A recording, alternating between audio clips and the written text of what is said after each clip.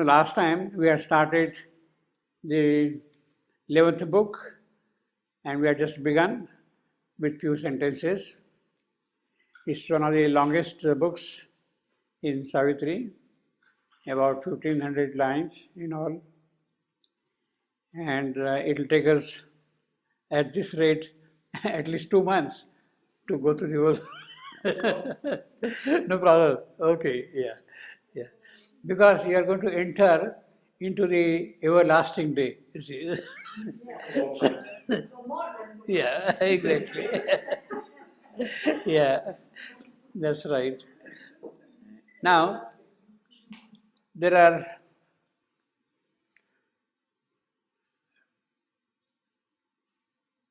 many mystical things in this book.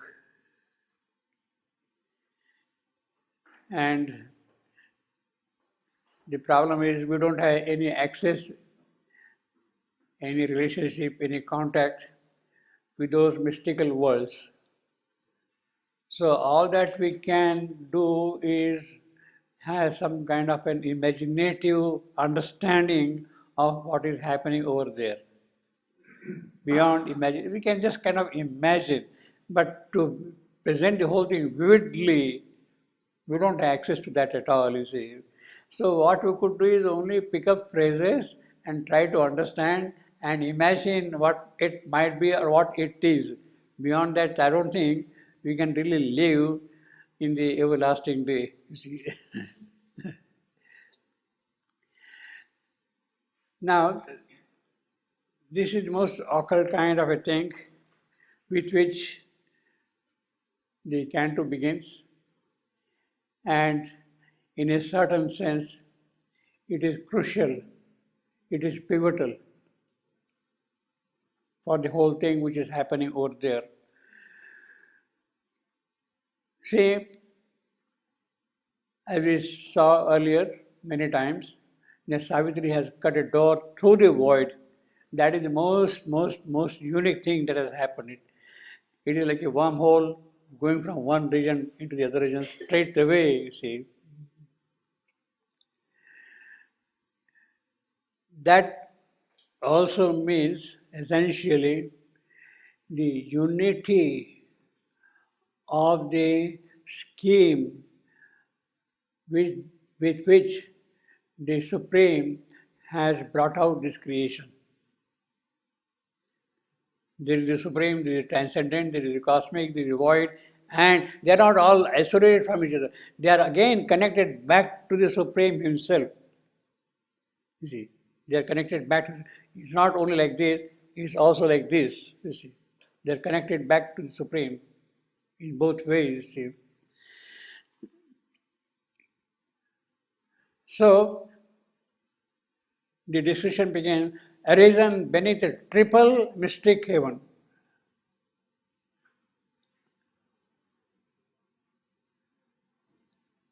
As I told you last time, triple mystic heaven stands essentially for Satchitananda. Why can't the writer simply tell us Satchitananda, arisen beneath Satchitananda? Instead of coining a new phrase, a triple mystic heaven, and putting us all into great puzzle. Why can't he say simply, arisen beneath Satchitananda? Obviously, it is not poetry. You have to have poetic rhythm. The meaning may be the same, triple heaven and Satchitananda, but basically, essentially, what has to come out is always the poetry. The expression has to be poetic. In fact, this is one of the best examples of the mystic poetry, the symbolic poetry. The language which is used by the poet has a kind of a symbolism which you can perceive, which you can feel, which you can kind of grasp intuitively. You can't go and touch. It's not mental formulation. It is he's not writing an essay in Life Divine to describe and explain all those things. You have to have sort of an inner perception with those things. Therefore, triple mystic heaven. But he has made it sufficiently clear, you see, what it is, you see. The seven immortal earths were seen sublime. Seven immortal earths.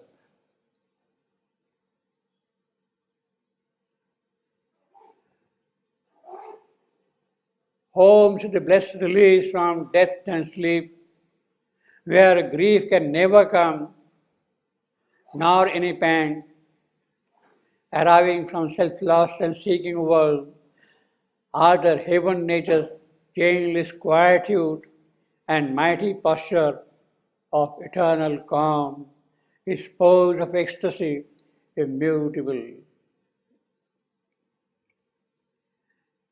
It is the quiescent Brahman who is expressing himself into an activity. Arriving from self-loss and seeking world after heaven nature's changeless quietude. Heaven nature's quiescence which is there, it is that which is changed by creating these seven worlds. And mighty posture of eternal calm, it is that which is altered, or the supreme quiescence of passive Brahman, of non-active Brahman, so to say, which has not come into time dynamism. Its pose of ecstasy, immutable. It is frozen there. So, the seven mystic heavens are the first expression, the seven immortal earths are the first expression of the supreme quiescent Brahman into manifestation. Into manifestation. That is quite understandable. But still, there is a bit of a puzzle. Why can't the writer simply say the seven immortal worlds were seen sublime? Why earths? That is more important. I can understand that in the transcendent you have created seven worlds, each world based on a certain principle, this principle, this principle, this principle, this principle is okay, perfectly understandable. And those seven worlds, then they can kind of reflect themselves into creation down below. But he says specifically earth, not worlds. The emphasis here is that these seven creations in the transcendent have a relationship with the mortal earth, a connection with the mortal earth, the earth where we live, mrityu loka, the world of death. Therefore, earth. They are not just they are not worlds for themselves there. They have also a connection with this world, with this earth. The seven immortal earths were seen sublime. Of course, mighty, beautiful, sublime. Home to the blessed, release from death and sleep. Now, it is that which makes the relationship with earth pertinent. Those who have lived here in the mortal world, those who have attained immortality, who have grown in the spiritual tapasya, who have risen to the immortal status, it is they who go and live in those worlds, and therefore earth. Where grief can never come. Obviously, in those earths, seven immortal earths, there can never be any grief, there can never be pang, etc., etc., all those things, you see. Arriving from self-loss and seeking world, are the heaven nature's changeless quietude and mighty posture of eternal calm. Yes. Sometimes they took an occasional footnote for the person, seven earths. He said, according to ancient knowledge, it seems there were seven earths before our earth. Seven suns. There Yeah. Well, 7 suns, No, 7 earths. 7 earth. Yeah. No, but no, not 7 earths. Now, as I told you last time, in fact, we are going to do that thing. The 7 earths are, see, one quick description in this book, page 333. Yeah. One quick description here I will give you. Possibly these 7 immortal earths are the creations, each based on the founding quality of Bhu, Bhuva, Swaha, Maha, Jana, Tapa, Satyam. So each earth is based on each of this quality, each of this principle, each of this truth relationship which is present there. Bhu, Bhuva, Swaha, or in our language, the physical, the vital, the mental, the supramental, then Sat, Chit, and Ananda, the triple mystic heaven. So they constitute 7 principles, 7 planes of consciousness as we call in 7 Doors Life Divine.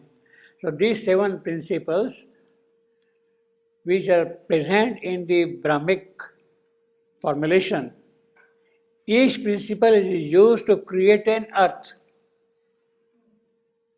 The physical, the mental, the vital, each principle is used to create an earth, and therefore you have got 7 earths. The physical earth, the vital earth, the mental earth, like that 7 earths go on. Physical earth means that earth is imbibing the divine quality of the physical in it. It is divine quality of the physical here. The vital, the divine quality of the vital or life force in the earth. Mental, the divine mind which is present there. So each quality is kind of taken as the foundation for each earth. And therefore we have got 7 earths, 7 planes of consciousness, 7 earths, you see. And therefore they're all, of course, divine, sublime, you see, all along. Now, yeah, let us read. You can see that? Yeah, okay. Savitri has cut a door through the eternal void. I'm taking this passage from here.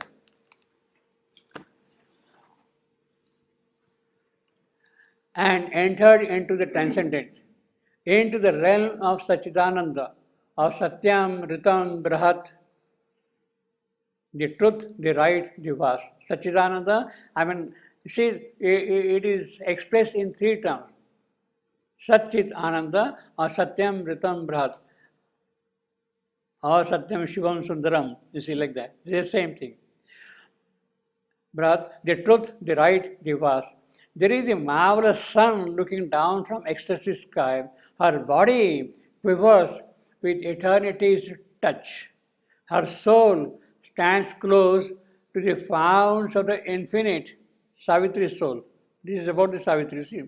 She observes the march of universal power in time, sees the harmonic order of this wide creation, world rising above gleaming world. Beneath this triple mystic heaven, beneath the eye of Satchidananda, rise 7 immortal earths. Planes are there that are the expressions of God's wide sleep. Earth nature undergoes a change and there is the breath of peace blowing through it. The lowest of these 7 earths is close to our earth. Yet it is a heaven. The physical earth, the physical principle, the divine physical on which the earth is based, of the 7 earths, is the closest to our physical earth. Mountains rise ridge on gleaming ridge, a piled temple stairs like the aspiring soul of man, even as from the top is heard a voice, a hymn of some far off remote, timeless seas. Around her, Savitri says, children of God's day, while she is going above like that, God's day, a glad, blissful multitude of eternity. The breeze is blowing with immortal fragrance. A great spontaneous utterance of immortal harmonies fills the listening ear. For Savitri, it is a lyric voice, a voice of the divine soul surging in divine sky. Now, of course, I am becoming imaginative, poetic. Don't say that I got that experience. You see, I am just kind of fabricating. No, I don't know that. No. The divine sky. She sees not a faulty, but a brightly perfect nature in perfection's form. Perfect nature in perfection's form. So these are all imaginations. You can keep on talking like that, you see. Those lustrous ascending slopes of heaven aspired endlessly, they climbing realm upon realm and shining, soaring beyond each of sight. It was all joy founded on some wonderful calm. Into those realms went floating up the spirit of Savitri, went floating up like an upsoaring bird achieved with the burden of delight. Okay. Now, what it means that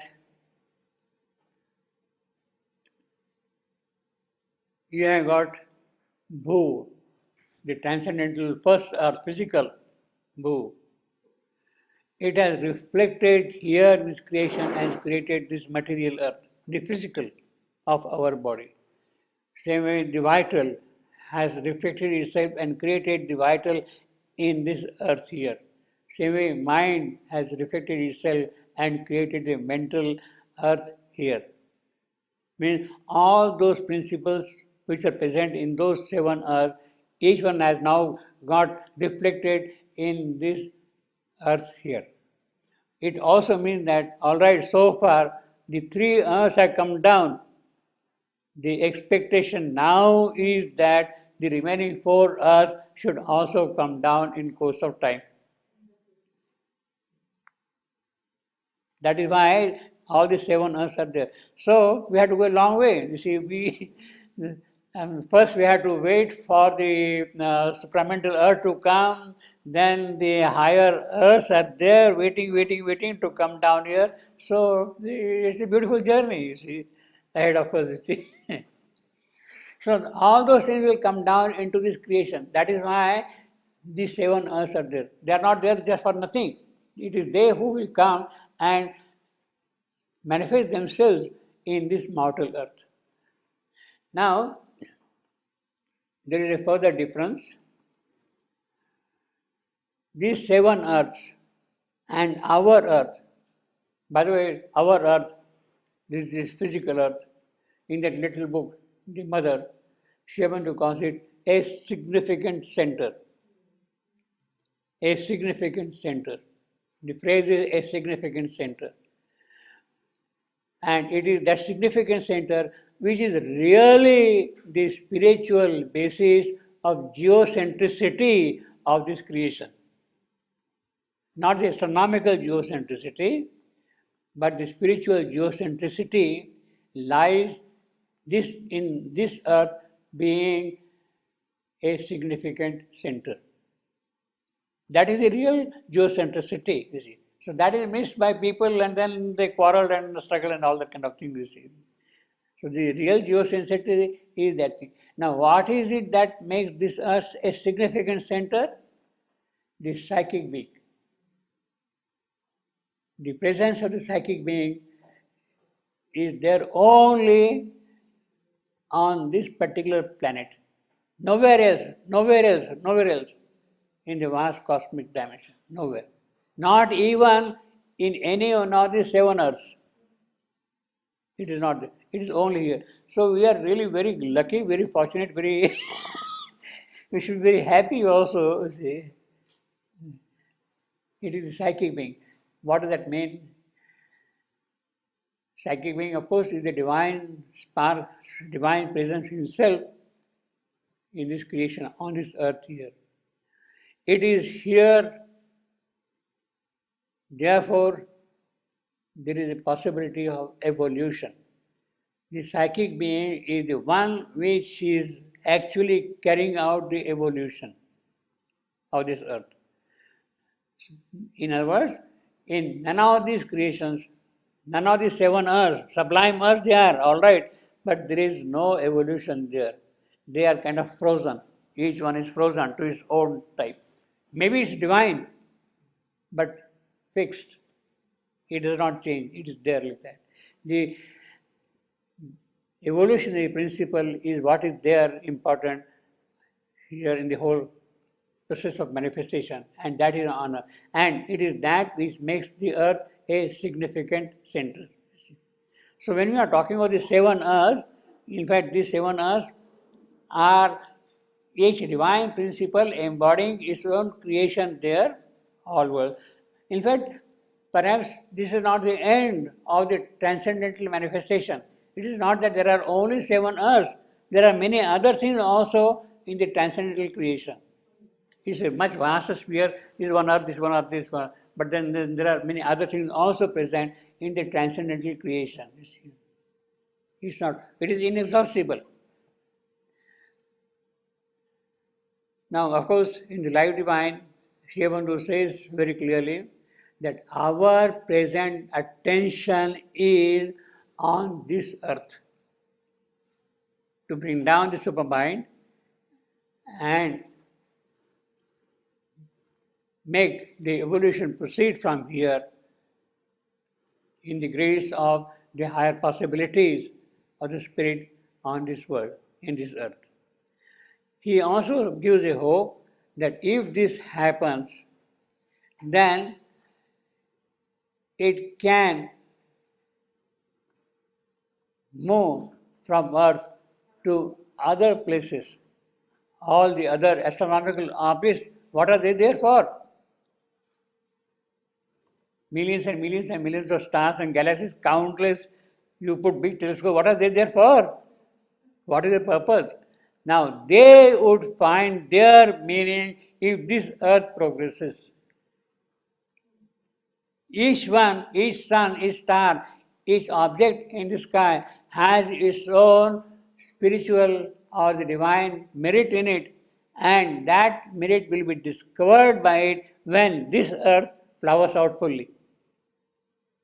So it will have a kind of a universal implication in terms of the further progress. But Sri Aurobindo says that is futuristic, it will be only kind of an imagination of talking. So he refuses to talk about that, you see. He, in one small paragraph, he disposes it off completely, you see, in the Life Divine. So the earth is a significant center, is an important center.